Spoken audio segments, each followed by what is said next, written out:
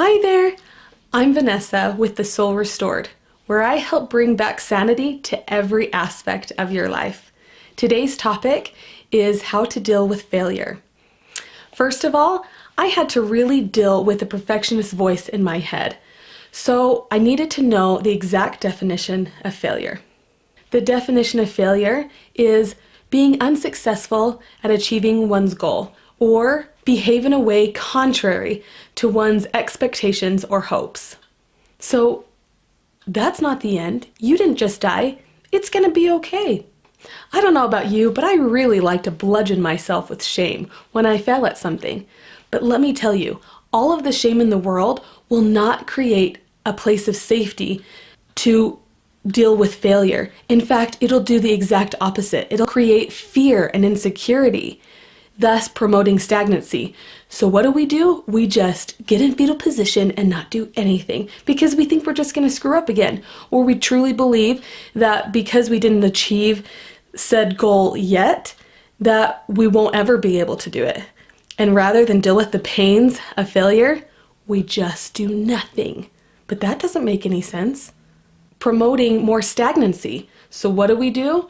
We get in fetal position and feel sorry for ourselves because we think we're only going to mess up again. And rather than dealing with the pains of failure, we just do nothing. That doesn't make any sense. Now that we know that it's not a death, you didn't kill anyone, and you didn't die, let's reshape the way that we look at this. First of all, whose standards are you trying to meet?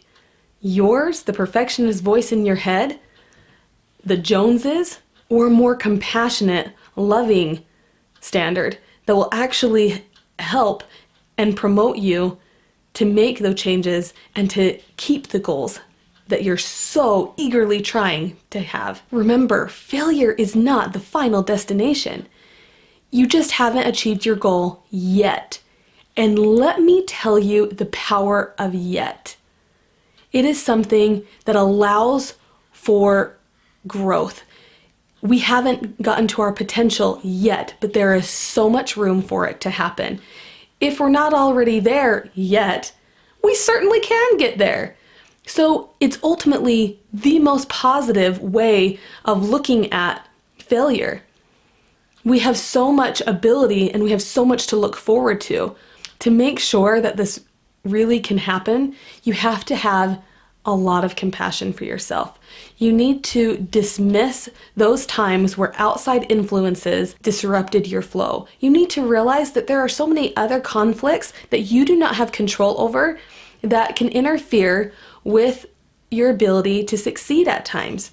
So when you have compassion for yourself, then you can give more room to yourself to improve. And just keep trying and trying and trying until you get there. Take responsibility for what you can control. Take seriously and believe in yourself in achieving whatever goal it is. Whether it's brushing your teeth twice a day, keeping your house semi-clean so the health department isn't knocking on your door. I mean, hey, that's a goal. Yeah, as long as the health department doesn't show up at my door, I think I'm doing pretty well. So it's good, so have compassion for yourself and keep at it. For those of you that are like me, who like to also bludgeon yourselves, I have the perfect recipe. First, start with 10 favors for your mother. Babysit 8 neighbor kids. Promise to build a life-size castle with toothpicks for your daughter. Offer to house your husband's entire family for a weekend-long family reunion. Can tomatoes from all 17 tomato plants. Bring lunch to your husband's entire team and make sure you look hot when you do it. And most importantly, this all has to be done simultaneously within the next 24 hours. Sure to cause psychosis every time. Seriously, who does that? Probably all of us to some degree.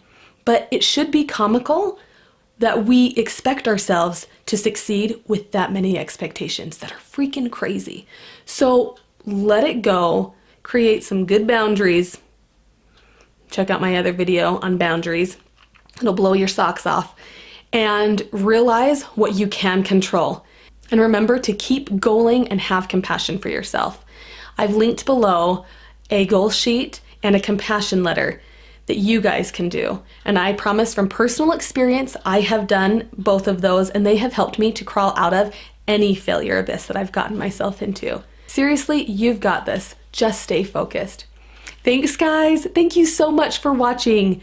If you like this video, don't forget to give it a thumbs up and subscribe below. And if you hit the little bell on the subscribe button, you'll be able to get every notification every single time I post. Thanks guys.